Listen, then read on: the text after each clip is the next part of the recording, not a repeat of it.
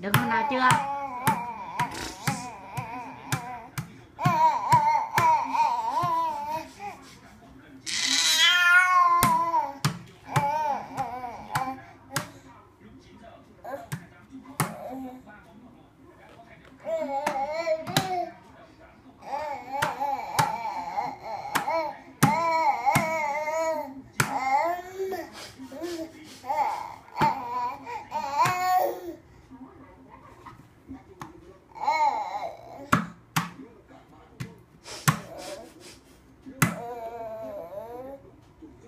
Cái gì vậy?